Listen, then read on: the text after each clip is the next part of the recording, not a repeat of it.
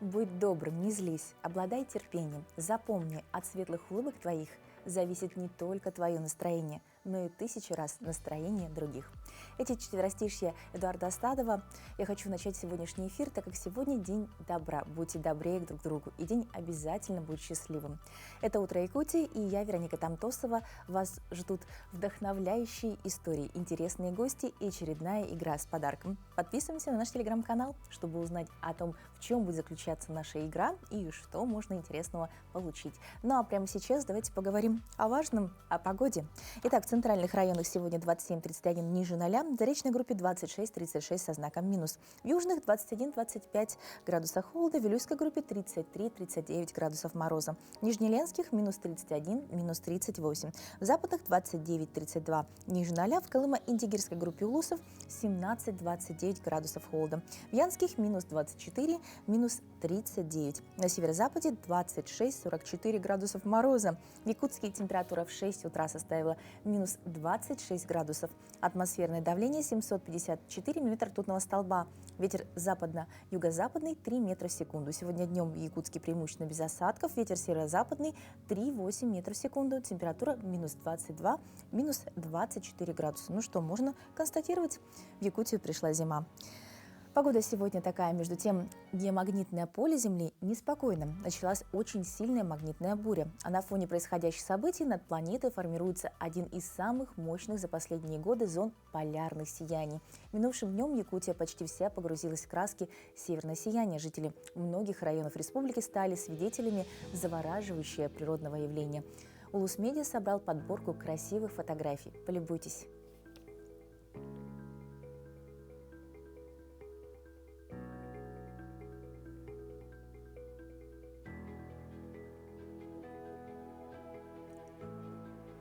Потрясающий кадр, я бы тоже хотела быть свидетелем такого красивого северного сияния. Ну, у нас северное сияние, а где-то, представьте себе, извергаются вулканы. Извержение вулкана Килауэа зафиксировали на Гавайях. С 2024 года исполин выбросил лаву в 36-й раз, сообщили в Геологической службе Соединенных Штатов Америки. На кадрах огненно-красные потоки фонтаном вырываются из кратера. Выброс длился около 5 часов, и за это время выделилось до 9 миллионов кубометров лавы. При этом струя достигала 330 метров в высоту. Также геологи уточнили, что скорость извержения превысила отметку 500 кубометров в секунду. Отмечается, что это максимальное значение за весь период активности вулкана. Впечатляющий кадр, не правда ли? Ну, между этими двумя природными явлениями я бы все-таки выбрала наше северное сияние. Пусть у нас морозно и холодно, не Гавайи, но зато как-то безопасней. Ну, а прямо сейчас переходим к последним новостям.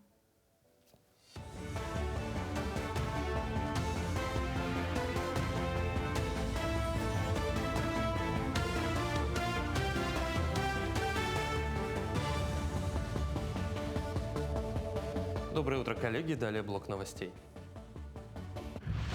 Ледовые переправы через реку Лену все еще закрыты, однако находятся водители, которые незаконно выезжают на лед, рискуя жизнью своей и пассажиров.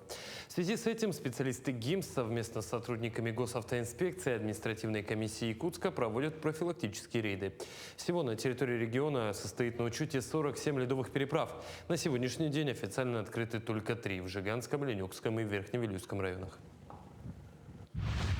В столице республики пройдет крупнейший дальневосточный форум недропользования, который 2 года назад получил более 200 откликов только со стороны предприятий макрорегионов страны. В нем примут участие ключевые промышленные компании Дальнего Востока, главы субъектов ДФО, федеральные и региональные органы исполнительной власти, отечественные производители, научные, образовательные и финансовые учреждения. Программа форума включает работу 12 площадок, посвященных различным отраслям. В Национальном центре медицины проходят мастер-классы по лапароскопической хирургии с прямой видеотрансляцией из операционной. Доктора медицинских наук по высокотехнологичной хирургии, трансплантации органов и тканей проводят 2 сложнейшие операции. Эти вмешательства стали первым подобным вмешательством в регионе. Они являются образцом современной малоинвазивной хирургии, которая позволяет значительно сокращать сроки восстановления пациентов и минимизировать риски послеоперационных осложнений. Выполнить операцию малоинвазивным методом, скорректировать нарушенную функцию дыхания у пациента за счет перенесенной когда-то давно, 6 лет назад, травмы через несколько проколов на передней брюшной стенке. Эта операция не потоковая, то есть эту операцию не делают каждый день. Опыта по стране таких операций не очень много. В любой достаточно штучные ситуации. А во второй половине дня уже непосредственно по трансплантации печени будет прочитана лекция с демонстрацией видеоматериалов, касающихся техники операции, касающихся аспектов различных до после операционного периода пациента с трансплантацией.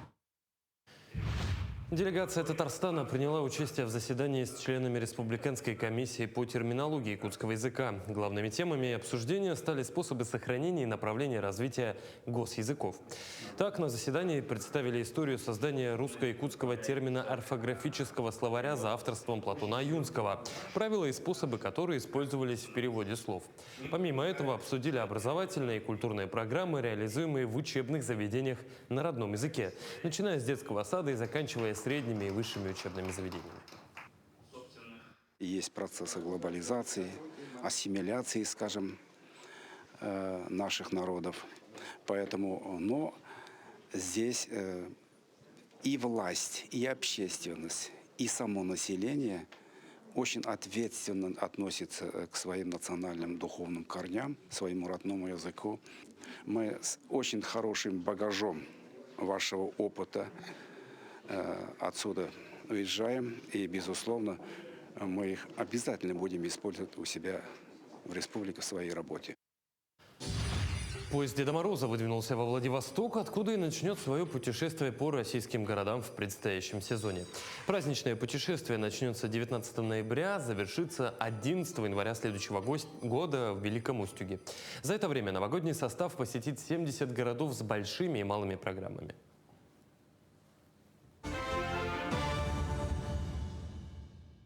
Ну и отличной новостью является, что в эти дни повсеместно на площадях начали устанавливать главный атрибут Нового года – елки. В Мирном ее устанавливают традиционно на площади Ленина. В этом году, как сообщили в мэрии, зеленую красавицу украсят новыми игрушками и гирляндами. Также в скором времени в центре города начнут устанавливать еще одну конструкцию, но все детали пока держат в секрете. Елку горожане увидят к 1 декабря.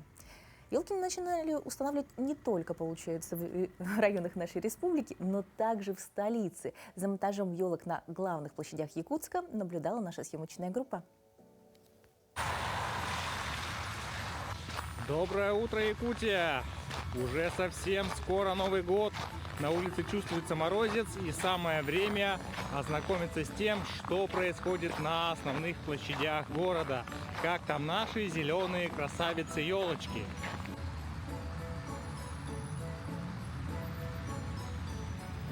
На площади Республики елочка в процессе установки. Точнее, установлен каркас.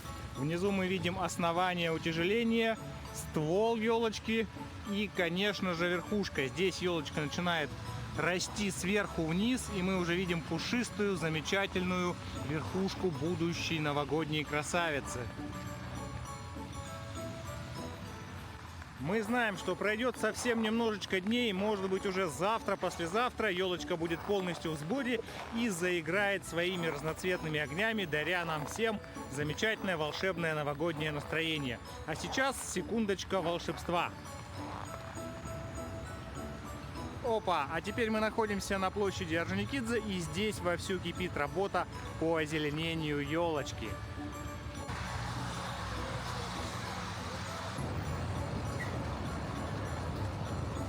Мы видим, как тут задействована масса техники, множество людей. Елка практически обросла своими ветками. Наверху уже блестит в лучах солнце надвершие. На этой елочке процесс идет очень быстро. Здесь также можно увидеть плиты-утяжелители, балластные в основании елки, чтобы она у нас стояла ровно и крепко. А еще здесь уже проложен такой металлический рельс, по которому будет подводиться питание для освещения нашей елочки. Пока они не украшены, пока они не горят по вечерам, но я уверен, что у каждого, кто будет проходить мимо них на работу, на учебу или просто гулять, в душе где-то глубоко будет возрождаться, зарождаться предвкушение праздника, потому что Новый год — это все-таки самый теплый, самый семейный, самый лучший праздник. С наступающим! Вот так новогоднее настроение уже начинает наполнять город. Но чтобы украсить не только улицы, но и собственное самочувствие, чтобы чувствовать себя на все 100, как гирлянда, например, пора зажечь свой внутренний свет. И лучший способ это сделать наша утренняя зарядка. Присоединяйтесь.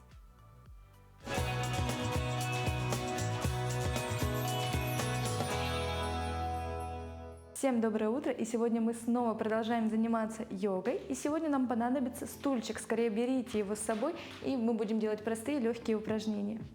Первое наше упражнение — собака мордой вниз, собака мордой вверх со стулом.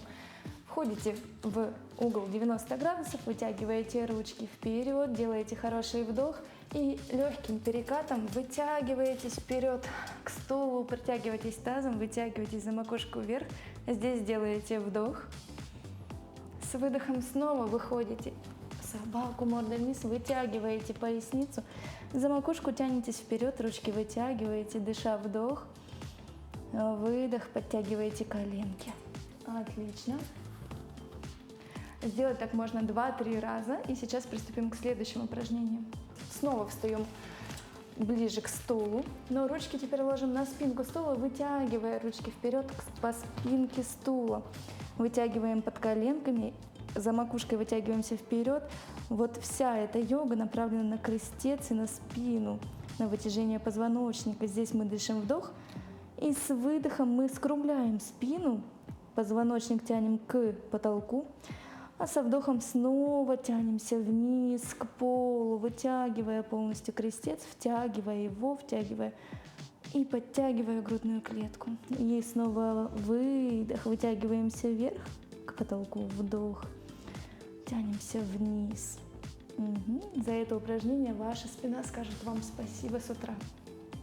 Следующее упражнение. Ножку ставим на стул, отшагиваем задней ножкой назад, вытягиваемся вверх. Здесь делаем вдох, с выдохом подтягиваемся немножко вперед. Вдох, отталкиваемся назад и делаем такие движения. Раз, два, назад. Вдох вперед, выдох назад. И то же самое делаем на другую ножку. Ставим левую ножку на стул, отшагиваем задней ножкой подальше. Делаем движение от себя и к стульчику. Выдох, вдох, выдох. Вытягиваемся за макушку вверх. И снова вдох, выдох. Вытягиваемся вверх. Отлично. Техники безопасности лучше всего будет стульчик прижать к стене. Тогда уровень риска, что он упадет или наклонится, будет намного меньше. Следующее упражнение мы выполняем сидя на стульчике. Ножки угол 90 градусов, ручки на спинку стула. Вытягиваемся за макушку вверх, подтягиваем позвоночник, делаем хороший вдох через нос и с выдохом аккуратно скручиваемся, разворачиваясь к спинке стула.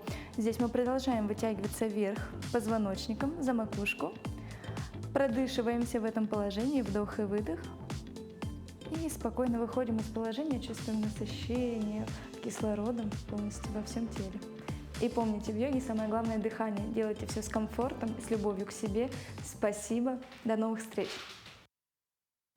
Спасибо большое за комплекс упражнений, но мы продолжаем. Итак, сегодня у нас 13 ноября, день рождения первого президента Республики Саха-Якутия Михаила Ефимовича Николаева. Он является основателем современной республики, заложил фундамент развития новой Якутии. Как сегодня республика вспоминает и чтит память о первом президенте, наш гость Юрий Семенов, руководитель Николаев Центра библиотеки архива первого президента Республики Саха-Якутия Михаила Ефимовича Николаева, конечно, хранит память о нем.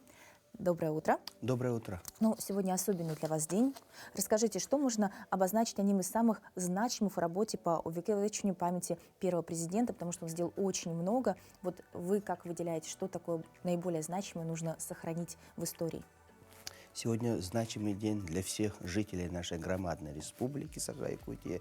День рождения первого президента, и идет большая плановая работа по увековечиванию памяти Михаила Ефимовича, его наследия, продолжения его проектов, который лично возглавляет глава нашей республики Арсений Сергеевич.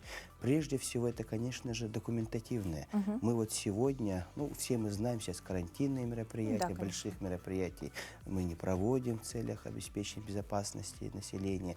И поэтому мы сегодня открываем личный большой архивный фонд первого президента, Национальный архив нашей республики, Николаев-центр. Благодаря семье Михаила Ефимовича мы сформировали и уже создали, подкреплено приказом Министерства культуры и духовного развития, личный персональный архив первого президента. Это самый один из фундаментальнейших трудов, которые вот эти на протяжении 2 лет, мы считаем, сделали большой работу. Второе – это аудиовизуальный фонд. Сегодня также в 2 часа 30 минут у нас будет в центре имени Жараева Национальной республики будет открытие этого большого аудиовизуального фонда. Более 100 кассет, это несколько суток непрерывного аудиовизуального фонда, то есть видео, фотоматериалов сохранено и передано, тоже создан большой персональный архив.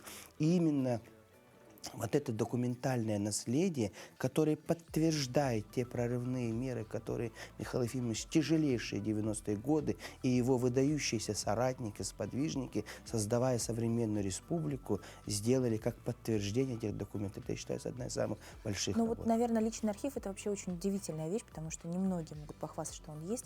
А что можно будет увидеть посетителям, когда закончатся все Конечно, мероприятия? это будет доступно. И, во-первых, мы все цифровизировали эти документы. Это личные записи, письма, указы, распоряжения президента, которые будут созданы. Это личные документы, это диплом о высшем образовании, свидетельство о метрике рождения, свидетельство о браке и так далее, так далее, так далее. Личная характеристика. Но самое главное, это рукописи, которые Михаил Ефимович писал. Мы искали, это благодаря в том числе постоянному представительству, архиву президента нашей республики, Совет Федерации. Наша большая экспедиция провела работы. Это 1500 различных видов Это документов. очень интересно, особенно рукопись, потому что там уже Конечно. зафиксированы все основные мысли.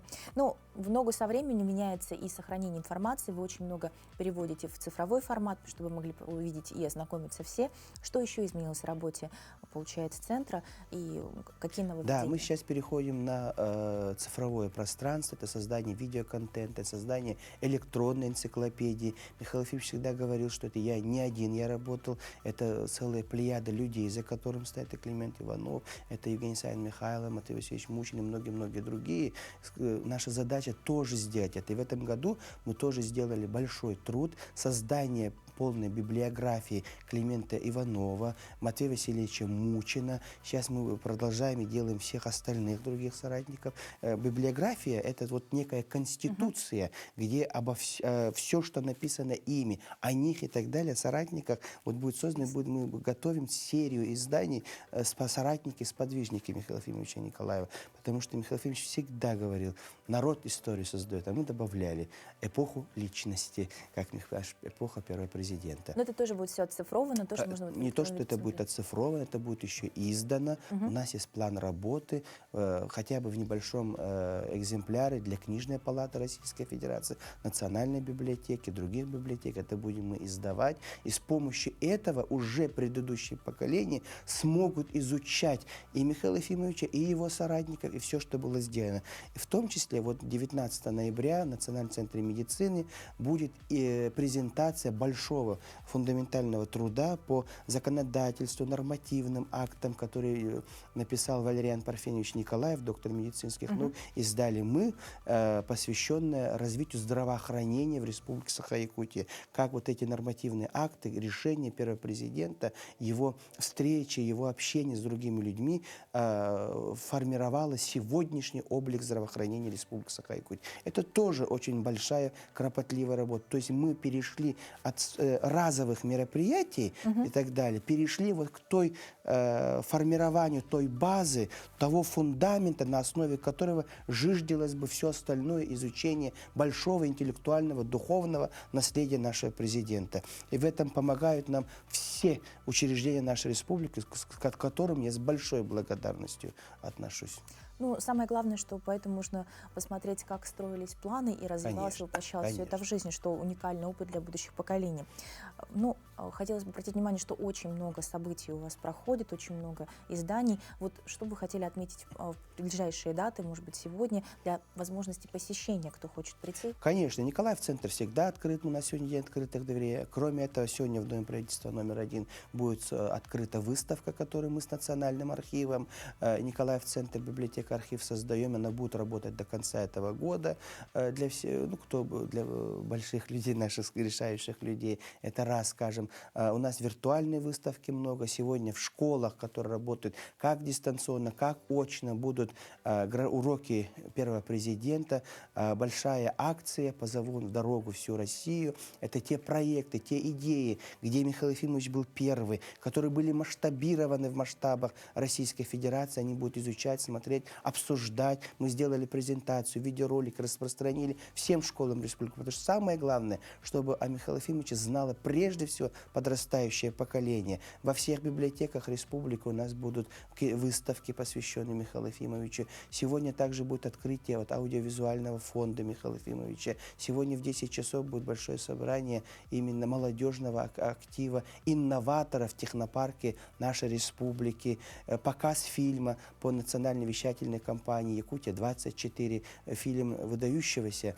режиссера Никиты Аржакова, который называется «Путь президента». Всех приглашаю посмотреть этот фильм. Ну и ряд других мероприятий, которые проводятся в районах. Важно, чтобы не только Николаев-центр проводил. Наша задача помочь, обеспечить, чтобы другие учреждения осознавали, понимали масштаб личности первого президента, как основателя современной республики, того инноватора, чьи идеи заложили вектор развития современной республики. И самое главное, в том числе его выдающихся соратников. Об этом мы тоже говорим в наших презентациях, документах, выставках. Это все есть. Ну, об этом все говорят, обязательно, об этом невозможно не говорить.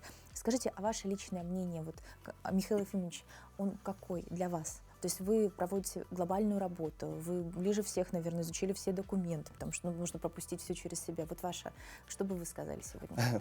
Ну, ближе всех, наверное, те люди, которые с ним всегда стояли. А вот с моей точки зрения, вот я, изучая, открывая новые документы, для меня бесконечно вот восхищение. Я каждый день открываю для себя что-то новое, этой большой, многогранной личности, которую необходимо изучать, исследовать. Для меня он, конечно, отец республики, тот человек, который всей своей жизнью, всем своим служением посвятил и является самым истинным патриотом нашей великой российской государства. Потому что во всех документах он всегда пишет и говорит, чтобы сильные регионы, сильная Россия. Наша задача быть сильными, чтобы верить ум и талант своего народа. Он безгранично верил в это. Во всех письмах вы найдете, как он восхвалял и говорил, верить своему народу, верить в ум и талант каждого человека. Наша ключевая задача – развить потенциал, раскрыть талант каждого ребенка, чтобы он был счастливым и умел правильно использовать те природные потенциалы, те данные, которые им даны, чтобы он достиг максимального успеха в этой жизни и был счастливым человеком. Вот это меня поражает больше всего. Так верить, так любить свой народ, ну, наверное, не каждый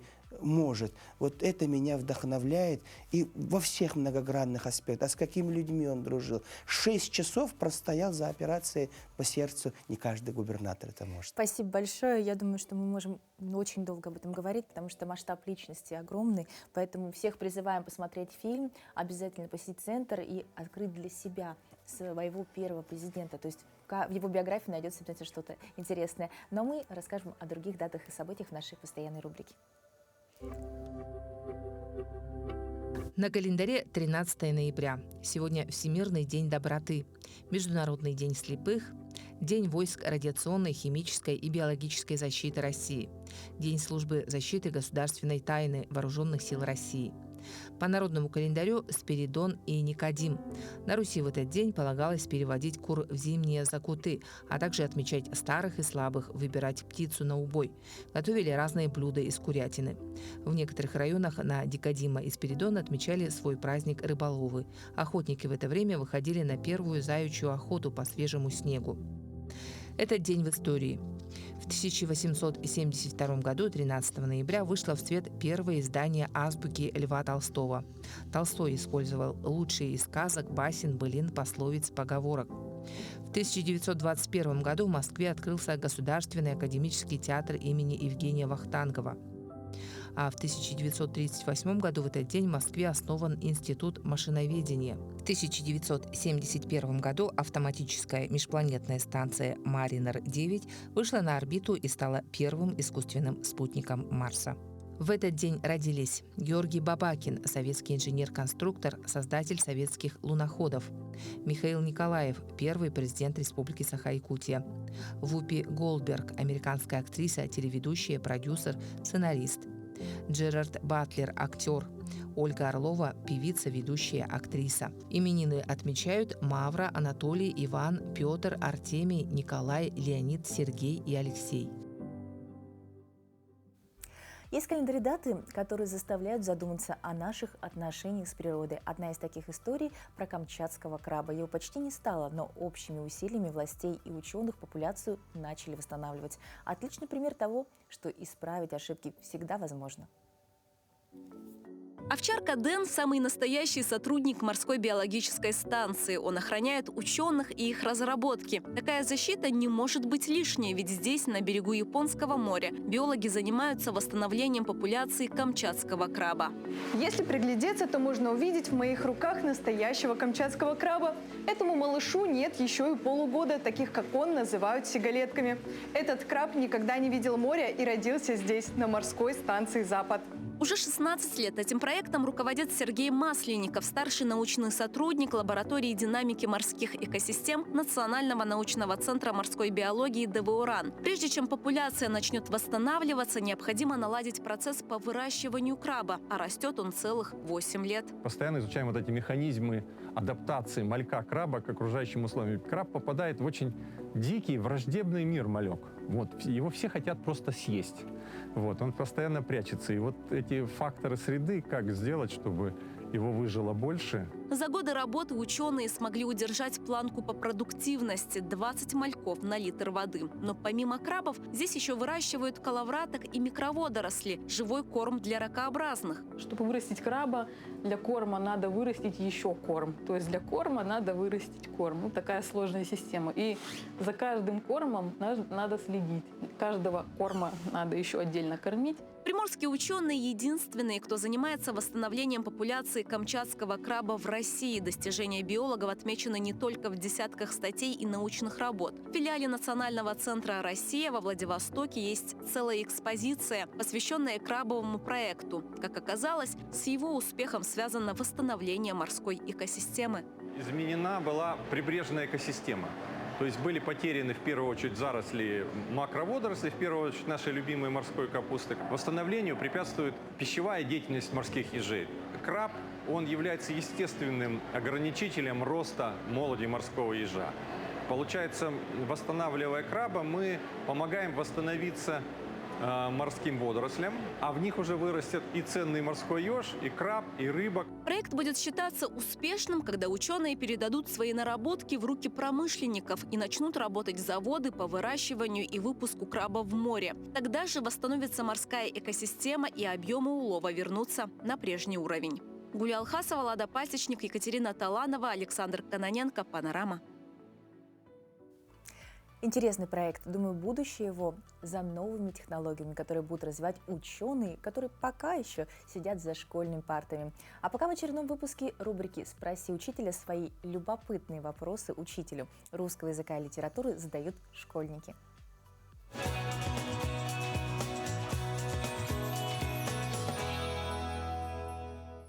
А вы знали, что этот язык можно сравнить с живым существом? Он растет, он меняется и даже что-то теряет по пути.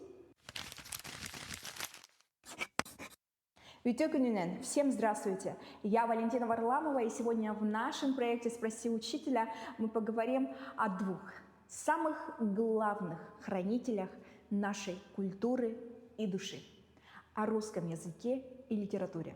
Сегодня у нас в гостях учитель русского языка и литературы Якутского городского лицея Айна Михайловна Стручкова.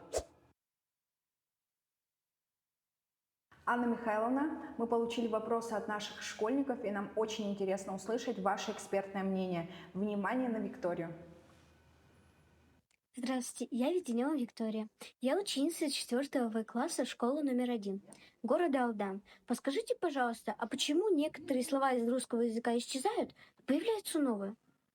Ну, Виктория такая любознательная девочка. Мы знаем, что любознательность, любопытство – это двигатель прогресса и вообще жизни общества в целом. Язык, он подобен дереву, который вот сбрасывает листочки, и появляются новые.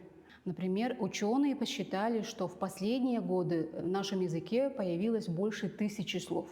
Язык постоянно меняется, к этому надо привыкать, за этим надо следить. Язык, он сам по себе очень мудрый, он сбрасывает ненужное, лишнее, и это происходило во все времена. Айна Михайловна, и внимание на Давида. Здравствуйте, меня зовут Зорин Давид Капитонович, и я ученик 10 Г класса Сунтарского политехнического лицея-интерната Сунтарского района.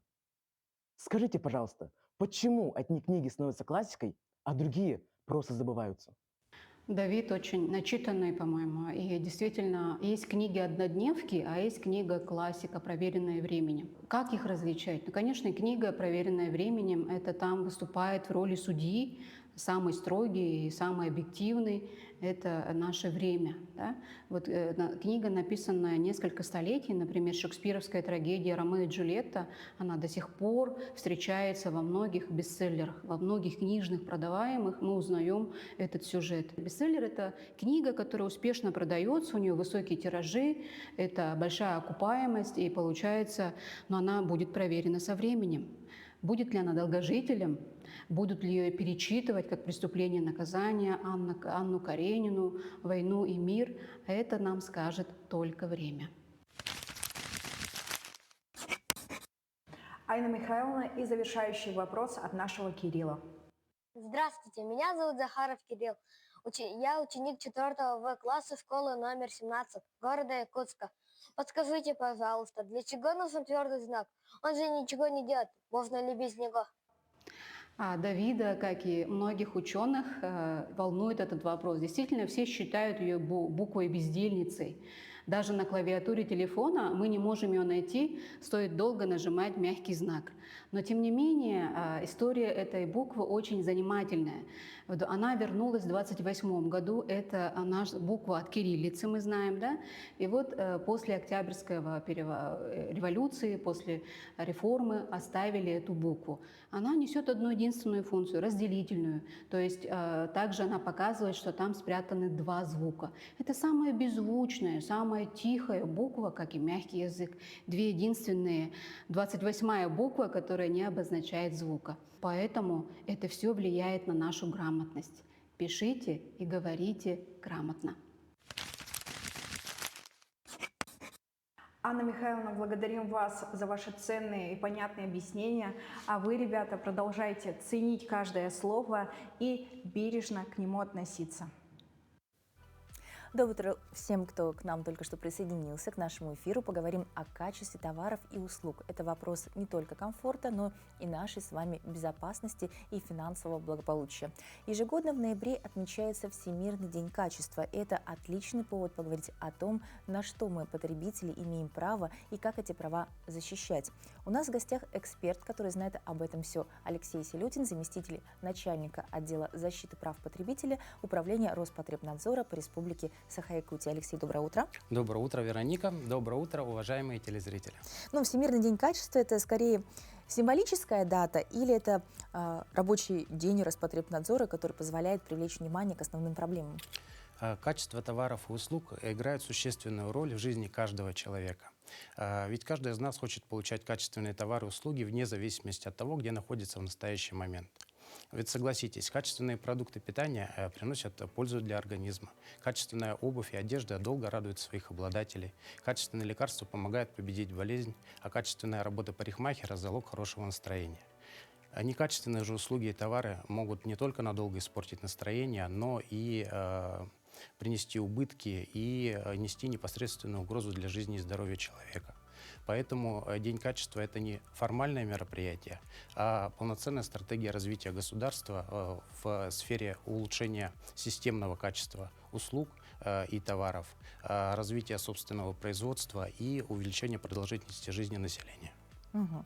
С какими нарушениями прав потребителя ваше управление сталкивается чаще всего? По итогам анализа за 9 месяцев получается, что более 50% обращений они и были в сфере розничной торговли.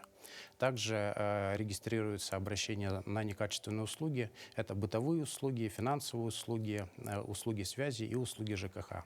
Что касается продукции, то через систему «Честный знак» в Роспотребнадзор поступает обращение. Основная часть из них относится к молочной продукции и к сокам и безалкогольной продукции. Государственная информационная система «Честный знак», она разработана оператором ЦРПТ, Центра развития перспективных технологий, запущена в 2019 году и необходима для борьбы с с товарами, которые находятся в нелегальном обороте. Основная ее задача – это подтверждение, гарантировать подлинность и качество заявленной продукции, которую вы приобретаете, а также защита прав легального бизнеса.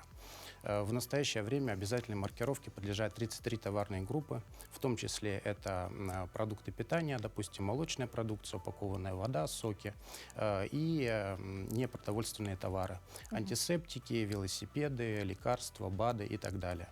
На каждый товар, подлежащий обязательной маркировке, наносится уникальный дата-матрикс-код, не путать с QR-кодом, который содержит полную информацию о товаре. И, используя мобильное приложение, каждый человек может просканировать товар и узнать о нем все, что необходимо, в том числе и статус на момент сканирования. Кроме того, если товар оказался некачественным, через это же приложение можно сразу отправить обращение, которое в конечном итоге попадает в Роспотребнадзор и оперативно рассматривается с сотрудниками. В настоящее время также повсеместно внедряется разрешительный режим на кассах. Он делает кассу умной, и касса уже не пропустит некачественный товар, она блокирует просто продажу и до выяснения причин. И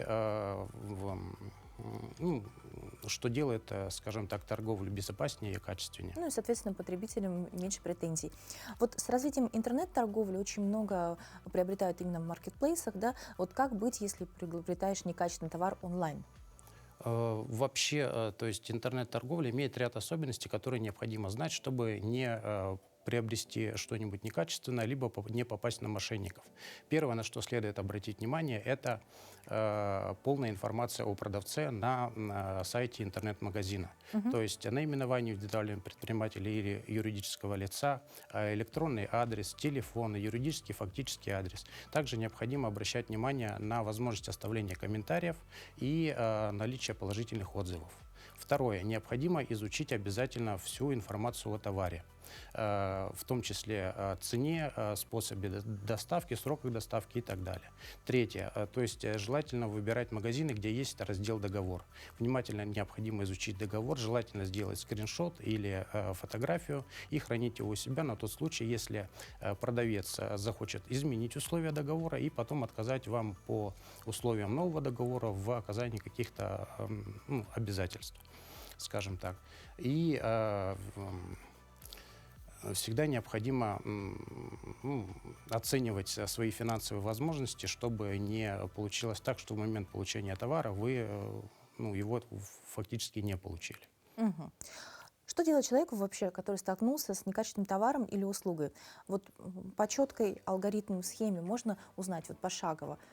Куда обращаться, что написать, какую претензию составить? Пошагово. Не все товары подлежат обмену и возврату. То есть есть ряд товаров, которые обмену и возврату не подлежат. Допустим, это продукты питания, печатная продукция, лекарства, ювелирные изделия и так далее. Есть специальное постановление, которое этот перечень регламентирует. Далее. Товар можно вернуть по 3 основным причинам. Первое. Это отсутствие либо недостоверной информации о товаре. Допустим, вы купили по интернету БАТ, приходит бутылек, на котором на знакомом языке ничего нету. Никакого приложения нету, дата маркетингового кода нету. Соответственно, такой товар использовать нежелательно и необходимо его вернуть. Вторая причина. Товар не подошел вам по габаритам, фасону, цвету и так далее. Допустим, вы купили холодильник, хотели его поставить к себе на кухню, он не вмещается. Это также будет являться основанием для возврата товаров.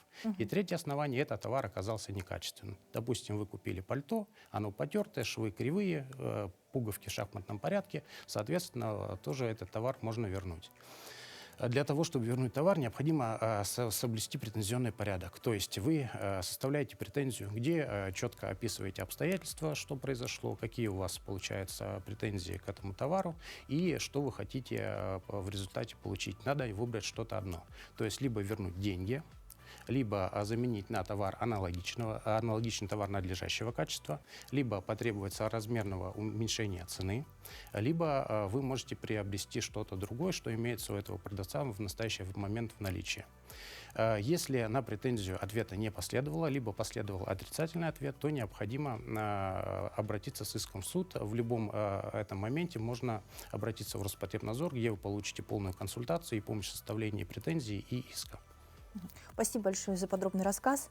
Поздравляем вас с Днем качества. Будем надеяться, что обращений как можно меньше после такого разъяснения. И далее, дорогие друзья, мы хотим поговорить о том, что вот теперь мы знаем, какие качественные товары. Давайте перейдем о том, какие модные товары диктуют нам зимний период.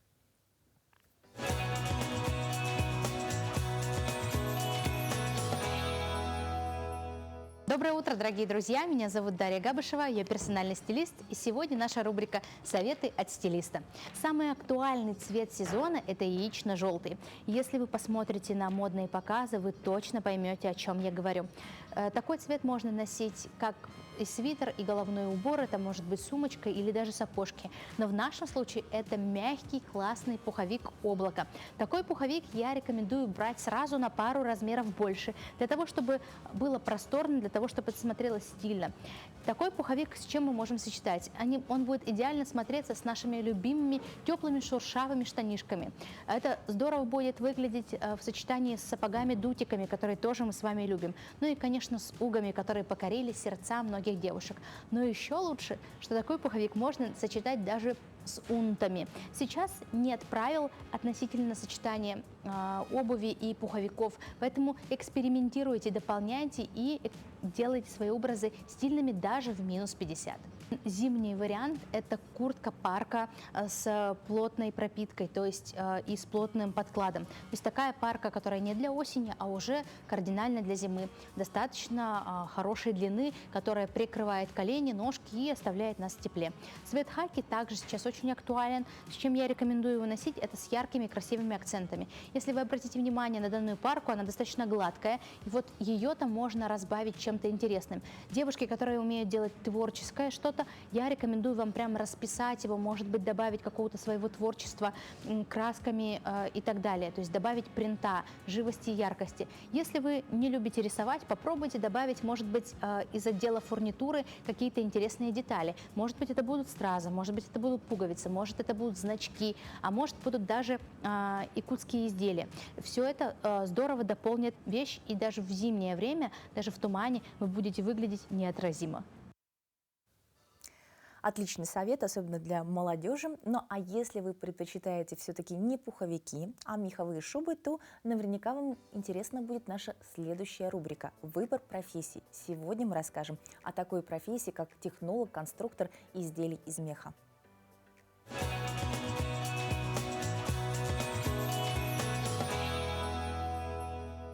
Здравствуйте, меня зовут Анна. Я преподаватель колледжа технологии и дизайна по специальности технолог-конструктор изделий из меха. В эту профессию я пришла после окончания нашего колледжа, и здесь я осталась работать. Работаем с детьми, работаем с мехом в основном. Любая работа начинается с эскиза. Любой проект. Сначала делает эскиз, после эскизов уже выбирают модели, потом уже идут чертежи, конструирование. После этого идет процесс обработки. Выбираем узлы, последовательность обработки. Мне нравится работать со студентами. Они шаг за шагом, каждым днем они узнают все новое. И когда получается у них результат, я очень радуюсь вместе с ними. Я чему-то учу их, а они учат чему-то меня.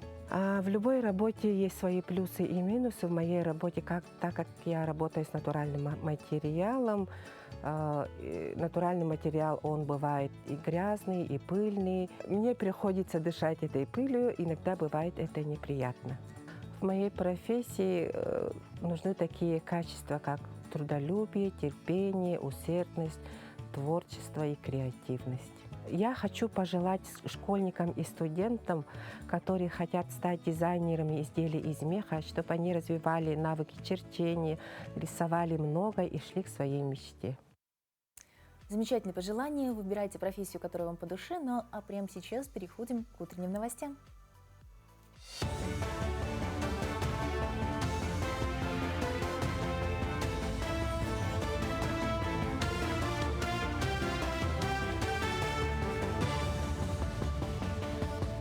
Мы продолжаем рассказывать о самых заметных событиях в республике, стране и мире. Госдума может принять до конца года закон о дифференцированной ставке по семейной ипотеке. Ее размер будет зависеть от количества детей в семье, рассказал глава комитета Госдумы по финансовому рынку Анатолий Аксаков. Обсуждаются ставки 4, 6, 10 либо 12%. При рождении первого ребенка, например, ставка составит 10-12, второго 6, третьего 4% соответственно. Также рассматриваются и варианты для семей с 4 и более детьми. Депутат не исключает, что закон примут до конца года, и он вступит в силу уже в 2026 году. Сейчас, напомню, ставка по семейной ипотеке составляет 6%. За последние 5 лет в республике введены крупнейшие на Дальнем Востоке кардиососудистые онкологические центры. Онкодиспансер оснащен современным инновационным диагностическим и лечебным оборудованием. Ну а для медицинских организаций поступило более 850 единиц медицинской техники. Из них 125 – это КТ, МРТ, рентген и другие высокотехнологичные аппараты. 349 единиц автотранспорта для перевозки пациентов и 18 передвижных диагностических комплексов. Улучшение качества медуслуг проходит в рамках национального проекта здравоохранения по поручению президента России. Благодаря национальному проекту, конечно, мы улучшили ситуацию в лечении кардиососудистой патологии. Пациенты стали получать своевременно препараты, которые, собственно, улучшают, современные препараты улучшают ситуацию и по состоянию здоровья.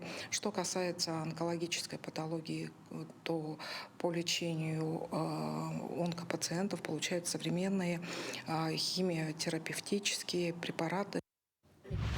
Единственное в мире естественное криохранилище семян в будущем расширится. Его емкость увеличится до 1 миллиона экземпляров. В настоящее время создана компания, куда вошли подведомственные Федеральному исследовательскому центру СОРАН институты. Параллельно с этим проходит подготовка сопроводительных документов на семена для долгосрочного хранения. С 2026 года будет вестись приемка от мировых учреждений. Отмечу, что в нынешнем криохранилище находится более 13 тысяч различных видов семян, преимущественно все они из Якутии. Основная коллекция – это питерского вира. Как раз таки, процентов, наверное, 80 еще. Это как раз представленные бобовыми. Также есть семена наших якутских коллег. У нас есть в проекте, это уже более крупное криохранилище, второе, которое уже будет на 1 миллион. Но это пока в проекте. А так в планах, да, есть сотрудничество с другими и странами, и регионами, чтобы заполнить и пополнять коллекции. В кампусе школы 21 в Якутске стартовало основное обучение 60 якутян, успешно прошедших отборочный этап. Сам отбор на основное обучение состоит из 3 этапов: онлайн-игра на алгоритмическое мышление, память и логику, видео о школе и бассейн. В рамках основного обучения участники смогут выбрать разработческое или неразработческое направление. Среди программ по разработке, например, бэкэнд, фронтенд, мобильная разработка и геймдев. По поручению заместителя председателя правительства Российской Федерации, полномочного представителя президента РФ в ДФО, председателя Напсовета Центра ВОИН Юрия Трутнева в самом центре введен в действие порядок присвоения 4 ступеней отличия курсантам от 14 до 17. Это курсант-новобранец, курсант-боец и курсант-гвардеец. Каждая ступень отличия присваивается за освоение образовательных программ, активную общественную деятельность, победу в соревнованиях и сопровождается торжественным вручением шеврона, который крепится на правом рукаве формы курсанта. На этом все. Хорошего дня и оставайтесь на нашем телеканале.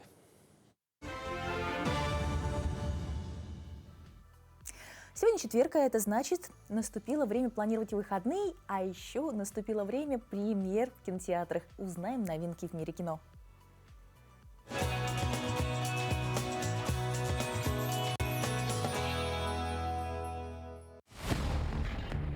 Вы же легендарные всадники. Смотрите в кинотеатре «Центральный» с этого четверга. Спустя 9 лет франшиза «Иллюзия обмана» о виртуозах иллюзий возвращается на большие экраны. Сюжет новой части закручен вокруг нового дерзкого ограбления. Джей Дэниел Атлас, временно отделившись от остальных всадников, набирает команду из молодых и талантливых иллюзионистов. Комната-перевертыш. Норм? Норм?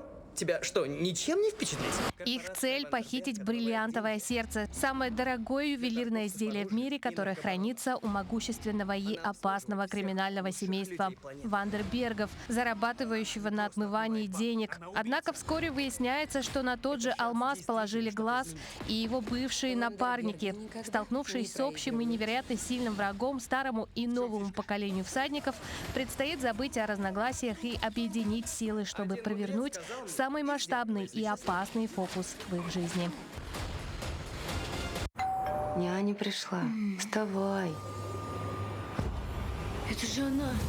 Когда у 10-летнего Пети появляется новая воспитательница, странная и ворчливая, но невероятно обаятельная, он быстро понимает, что она не такая, как все. Она няня под прикрытием, а на самом деле Яга, легендарная волшебница, потерявшая свою ступу и спрятавшаяся среди людей. Теперь только Петя сможет помочь ей вернуть магические силы, а Яга научить мальчика летать и не только на ступе, но и по жизни. Премьера мистического триллера «Присутствие» первого полнометражного фильма кинорежиссера Полинарии Дегтяревой. В главной роли дебютирует актриса театра «Аланхо» Анастасия Алексеева. Фильм, снятый за 17 смен, преимущественно в одной квартире, вобрал в себя атмосферу тревожного ожидания и мистики. Картина стала лауреатом Международного фестиваля кинодебютов «Дух огня» 2024 года и вошла в десятку лучших российских фильмов 2025 по версии основного конкурса фестиваля «Маяк». Также «Присутствие» было представлено на Бишкекском международном кинофестивале в 2023 году. Сюжет рассказывает о девушке-затворнице, которая начинает ощущать мистическое присутствие в своем доме. Грань между ночным кошмаром и реальностью стираются, раскрывая неожиданную правду. Не пропустите возможность окунуться в глубокую атмосферу мистики, напряжения и загадок.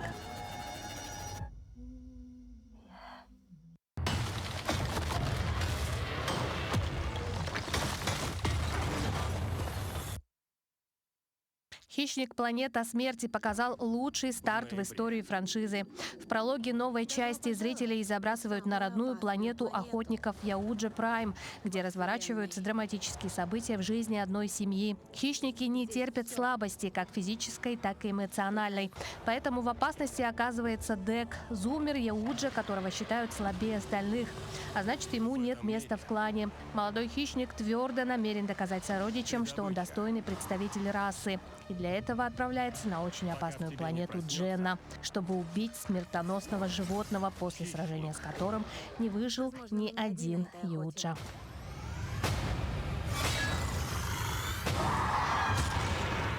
В «Планете смерти» впервые можно услышать родной язык хищников, разработанный лингвистом Бриттоном Уоткинсом, которого порекомендовал Пол Фроммер, автор языка Нави из «Аватара». Помимо языка у Юджи теперь есть полноценный алфавит, словарь и руническая система. Все это грамотно дополняет лор персонажа. Желаем вам отличного настроения и приятного просмотра. Планета смерти. Итак, дождались. Мы рады вновь объявить игру в нашем эфире и задать вопрос о предстоящей премьере фильма. Вопрос сейчас я вам озвучу, он будет продублирован в нашем телеграм-канале «Утро Якутии». И среди правильно ответивших на вопрос мы в течение дня выберем случайным образом одного счастливчика, который получит пригласительные билеты на две персоны на премьеру фильма «Присутствие». Итак, вопрос. Талантливая якутская режиссер этого фильма Аполлинария Дегтярева выросла в творческой семье. Кто является ее матерью?